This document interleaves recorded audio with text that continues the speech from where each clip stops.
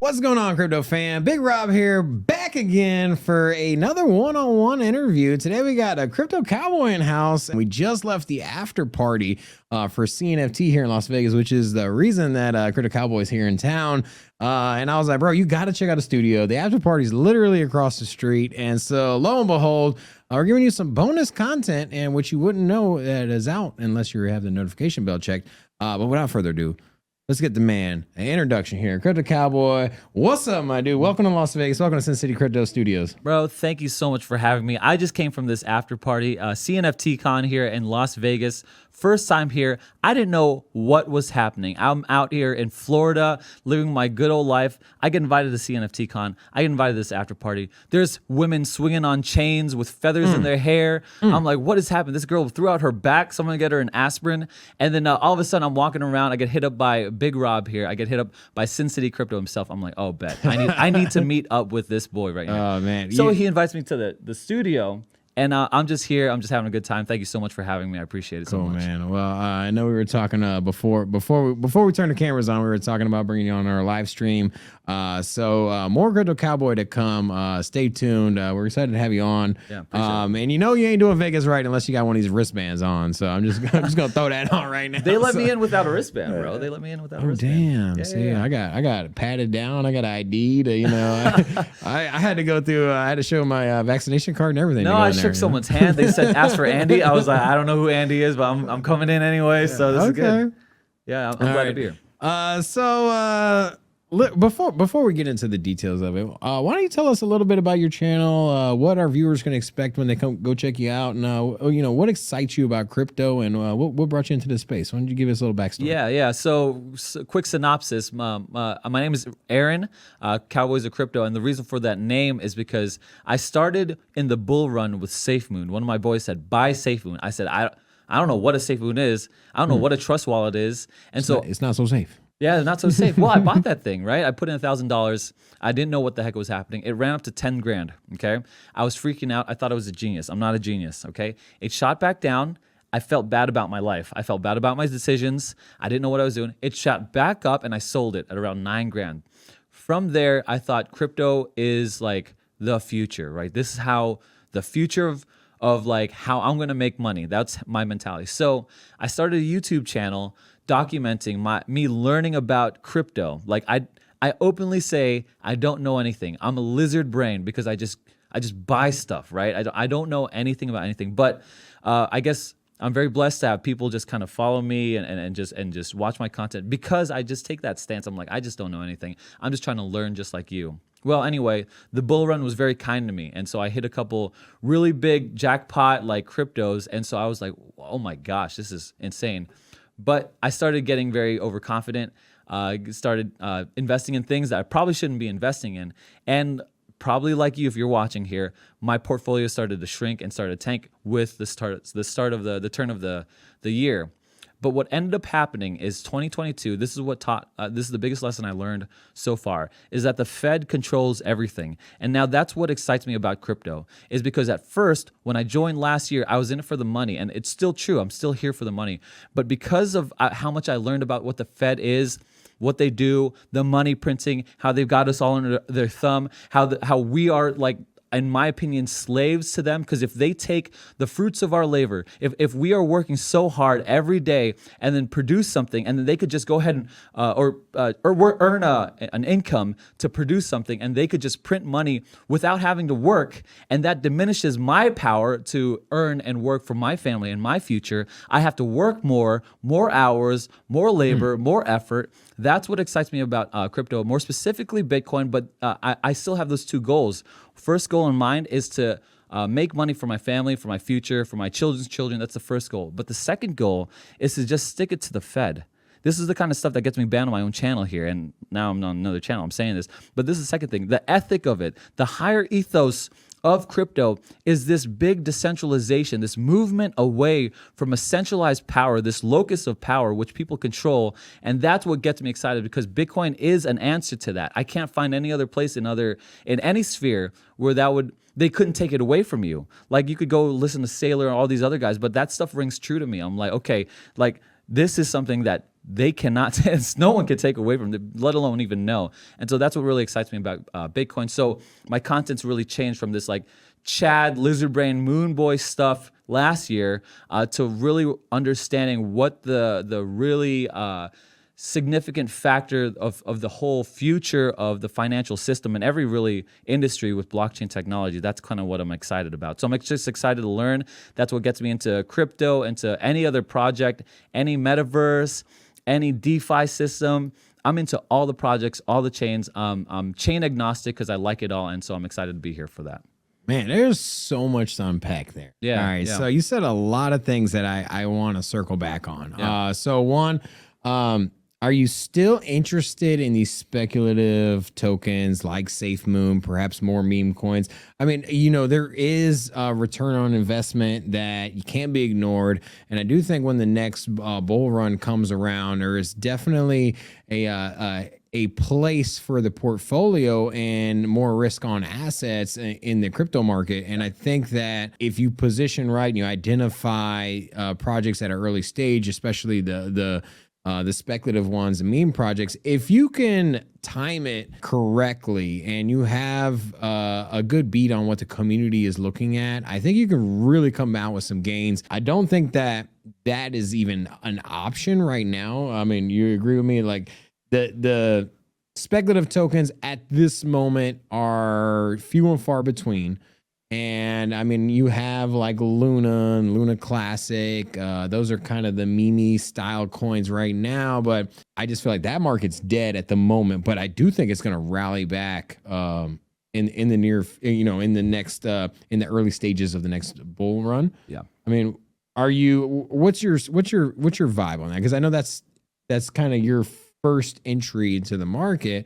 Is that something you still will pursue, or is that something that you've kind of moved past? Because I've had that kind of phase where I kind of touched on it, and then yeah. not So have you ever cleaned your car, and you're cleaning your car and you find some spare change and you get excited because it's some spare change, but you don't like cleaning your car? That's how I feel about meme coins. Okay, if I'm searching for meme coins or whatever, okay, you might find something and it might be small, it's cheap, but it's not going to give you a big return. And you're doing an extensive amount of research because there is just so many rug pulls and scams out there. It's not worth it. So you're right. I think right now, this is not the time to be looking at that kind of stuff. Here's the thing. I made it big on a whole bunch of meme coins last year, so I can't dog that stuff. When I'm putting my money into something called Shiba Inu, and I don't even know what a Shiba Inu is, and that thing yields me back 10 grand, I'm like, I can never say something bad about Shiba Inu again, ever, period. Yeah. But then it comes to the bear market, someone talks about Shiba Inu, and they act like they didn't make money off of it. So it's hypocritical to me if I made money from it. The problem is the masses were the ones that provided liquidity for people that got in early. Yeah, for sure. And the masses, these inexperienced investors that heard about it from friends, they jumped in a little too late. So a couple other things, you brought up a point that the Fed controls, the narrative when it comes to speculative investors, your risk on assets. So when it comes to riskier tech stocks, when it comes to just like perhaps even the NASDAQ, when it comes to crypto, it all moves with what the Fed is going to do, or the perception of what the Fed is going to do. That is apparent. It's obvious. Now, something I do want to say is that I personally think that we are going to get away from the Fed. And right now that we are in the pits, here's the thing.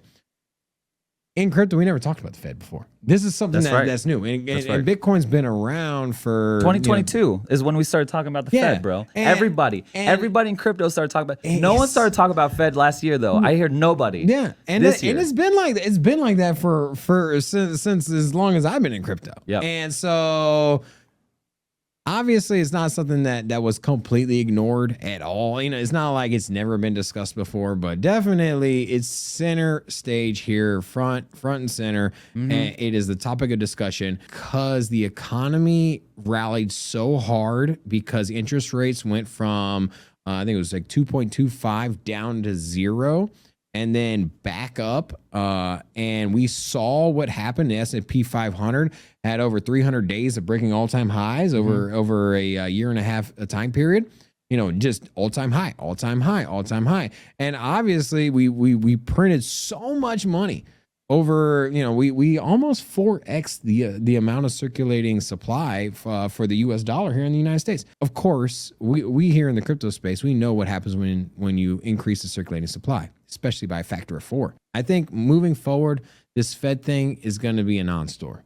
I think that right now they're controlling the narrative. And right now there's not much going on because the bear market is where it is. And there's just not a lot of things to talk about. Yep. And so the buzzword is, hey, what is the Fed going to do? What is the Fed going to do? And it has significance. It does play a role. However, I do think that the Fed is going to increase rates and it's going to come to a plateau. It's going to lay somewhere between 2 and 4%. And that's just where it's going to hang out. And we're going to be there for some years, barring another pandemic. We're not going to go back down to 0%, so. Robin, no. Okay, so you are handsomer than me. You're smarter than me. But I disagree with saying that the Fed is just going to go away. Okay? They're not going to go away, but I think that's what you said. The narrative where they're front and center is going to go away. Yeah, probably you're right. Okay? You're probably right. And here's the thing. When I was a child, okay, I used to play with like little action figures, little Power Ranger here, little Power Ranger here. Sometimes I'd invite which Power? Green Power Ranger? Green Power Ranger always, okay? Gold vest, green Power Ranger always, okay? So he had the crappy Power Ranger, my friend. I'd invite him to play. I'd have the green Power Ranger, he had the black Power Ranger, and then we would play fight.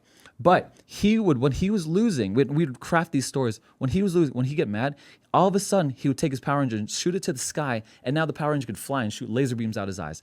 Power Rangers don't do that. And here's my point. When people change the rules of the game when you're playing, it's a done deal. You gotta try to stop playing. And what's happening here is that the Fed is always changing the rules of the game. How much is enough money? Oh, we gotta print more. Oh, they're printing more? Oh, shoot. Well, we need to adjust according to the Fed. So what happened is the last 14 years, the Fed has been pumping this economy full of money, and it's been pumping us with arrogance, with fake business people who think they know what they're doing. They don't know. Any monkey could have taken any chunk of money in 10 years ago, thrown it to anything, literally anything, they would have made money, and they would have called the monkey genius. No, the monkey wasn't a genius. The Fed was just pumping money. All of a sudden, the Fed stops pumping money. Everyone's losing. No one called this Fed thing. Nobody did it. Everyone was just hype up on greed last year, and that's what happened. And so this Fed thing is crashing everything down. The Fed's not going to release the reins. They're going to be in control, not until most of the world adopts Bitcoin as an alternative form of reserve currency, but that's not going to happen anytime soon. Maybe not in 100 years or 200 years. I have no idea. So the game here for us is to move and surf the Fed, right? The Fed is the waves, is the ocean, and we need to be surfers trying to catch these waves. When is the time is when they're going to pump, when they're going to start inflating the economy with money? That's when we move. That's when we surf that wave. Otherwise, you're starting to fight the Fed, you're going to drown. We stay at 3.5% for 6 months. Do you think Bitcoin stays at the same price for 6 months, or do you think it breaks the trend and goes outside the box and starts to rally because they stopped raising interest rates? How does a market rally when there's no money? If they start to crush the economy, how do they rally without retail? How do they? There's only 3 ways. So you think the economy would get crushed if they get to 3.5? Crushed, and they'll keep on crushing. So crushed is, I guess, a relative term, right? Crushed to me is different from crushed to someone else. But I will say people are being crushed right now, and it's horrible. People are working more, doubling up on their jobs, tripling up on their jobs, working more hours. I think that's a product of inflation versus the interest rate. But that's the product of inflation is the Fed. Yeah, well, yes, but yes. Yeah. So the Fed, with their interest rates, they're trying to take the steam out of the economy. They're trying to push us into a mild recession, as they say, but they're really just putting us into a deep recession. I think that historically, you can look back. We've been in times where we've been between 3 and 5% interest rates. So, it hasn't collapsed the markets during those times. I know now is a little different, and that we have a large, we're at a record setting $31 trillion in debt. We just keep piling onto this. We're making interest payments on money borrowed from foreign countries, and it's an ugly scenario. And as you get further and further away from the baseline, say 2% federal interest rate, you're getting into this like default territory, or where you just the balance sheets just are so out of whack. They can't afford their pay-to-own bills. Yep. I do know that at some point there will be a point, if they keep on raising those interest rates, they can't afford to pay for their own bills every year because of the. So you think that. Bitcoin's a salvation to the issues here, or do you think it's more crypto? Because I'm in the camp. Here, I'm gonna give you my point give of it to view. me. Okay, I don't think Bitcoin is the salvation when it comes to what cryptocurrency can offer in a wider environment of replacing old, outdated technologies. That is like the legacy finance system, the SWIFT system. I think things can be done a lot more efficiently with blockchain. Yeah, XRP, Cardano, Layer, just the smart contracts in general. I just think if you have the throughput and scalability and transaction speeds, and you have the security, the decentralization, all of the key factors when it comes to a successful layer one, I think those are gonna be the future. Was gonna replace the world, but at the same time, I was at Bitcoin Miami, and I'm just like, wow, it's crazy, man. It's like there's potential there. So don't fall in that echo chamber, bro. I could see a situation where Bitcoin is king, and it's like it is what it is. Well, but you got to define king too, right? You got to define what is a king. Like, is it the total market share? Is it the bulk of the market share? There is certainly space for, like I said, I'm blockchain agnostic, right? There's certainly space for all blockchains to work. I think you're right. Bitcoin needs to chill out. I think people are trying to make Bitcoin do more than it was supposed to be entitled to do. But you've got some other real geniuses out there in Cardano, in Ethereum, and I'll mention XRP, a bunch of other ones too. Did you meet Charles today? I did. Met Charles. It was nice. He's a nice guy, funny guy. So excited to see. But even still, like Charles is one genius out of a lot of different geniuses out there who are all placing their bets on blockchain. I personally love Bitcoin. I think it's right now for me the legacy. My goal as a father, an investor, and a person is not to figure out what all those other guys are trying, what's going to replace the Fed. That's not my goal. My goal is to make sure that my family has enough money to sustain for the next few generations to come, better off than I had it. That's my goal. The reason I got into crypto was because I had some failures when it came to my financials, my financial situation. You can talk failures all day, man. Dude, and when I say failures, here's the thing. I got straight punished, bro. I got punished. I was making medium salary. I could barely afford, to pay my mortgage. And when, I got hit with a overdraft fee, it was compounding. It was $30, and then they would charge me another $30. Bro. And then next thing you know, they closed my bank account. I had to pay this amount of money to open it up. I tried to go to another bank, and then they said, hey, you have collections with Wells Fargo. We can't open it up with you. So anyways, I got just straight punished. Yeah, I collected with T-Mobile, bro. So anyways, it was so hard for me to get out of that, and it was so difficult, and so many people profited from my situation, and I was probably the last person that needed to be profited off of. You know what I mean? And all these why you hurting me? And so, anyways, it left me with such a bad taste in my mouth. So for me personally, I see a remedy. I don't have a savings account. I literally will keep only what I need my bills to be paid with in my checking account. Oh, wow. Everything else is in a crypto account, in a ledger wallet, on exchanges, on MetaMask wallets. I have everything dispersed in multiple places. And for me, I am absolutely disgusted with what we have. And unless you play by the rules and button up, you get punished. Yeah, you do. And I don't appreciate it, man. Well, let me add to that. Crypto though. fixes it. Yeah, hold on. And one last thing.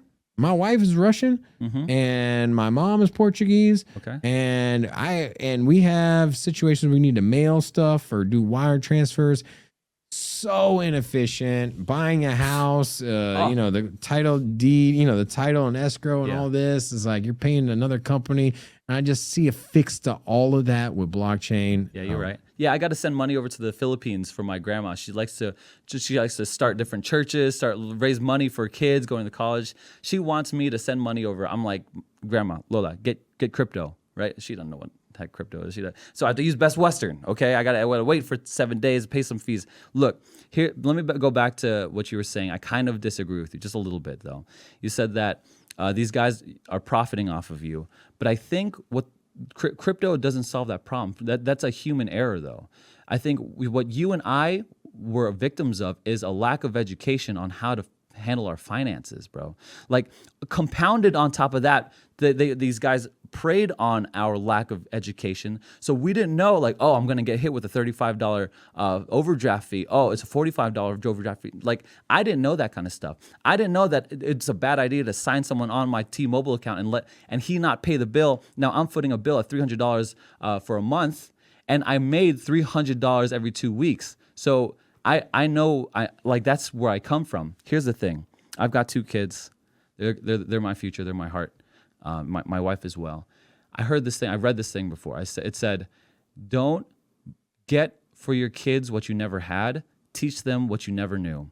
And that to me is what I'm trying to do with my kids and with anyone around me. I'm trying to teach you, hey, this crypto thing is a real deal. If you're into it, if you don't know how to learn about finances, how money's made, you learn about crypto, you will learn about the Fed. You will learn about how money's printed. You will learn about how everything's being stolen from you, and you'll learn how to avoid it. All right, well, that's gonna do it here for us. I will leave you with the final parting thoughts. If there's anything you want to share, if there's anything exciting you got going on in your personal life or on your channel, or something, or just maybe something you really enjoyed about CNFT, I'll just leave it up to you. Yeah. Just I appreciate it. Yeah, I think for me, what drives it is my family, is my family's future, and so that's why I'm into crypto. So I highly suggest, if you're watching this, just keep on watching Big Rob's content. Keep on watching Sin City Crypto. Give him a like on every single one of his videos. Comment. I know he reads those comments, and look for other influencers, other YouTubers out there who are delivering good points, even contrarian points of view, just to round out your knowledge base. I always think that's helpful. You could check out my channel. You could check out a whole bunch of other channels. Description down below. Go check out his channel. I appreciate it. But Rob, thank you so much for having me on. It was a complete blast. I hope if you're watching, you really thank Rob for delivering every day the content that you do. So I really appreciate it. Anyways, man, it was a pleasure having you here. We're going to go out and have a few more drinks because we're doing no show tomorrow. So I don't have to wake up early. But anyways, stay tuned. We also have some CNFT coverage coming out on Monday, which should be tomorrow. So make sure you check that out as well. Well, thank you so much for your time. Thanks, bro. Guys, we don't ask our guests for anything other than to share their time and wisdom with us, which they did. And for you, all we ask for you is just to go out and support our guests. And so go follow, like their videos and contents. Description down below. Till next time.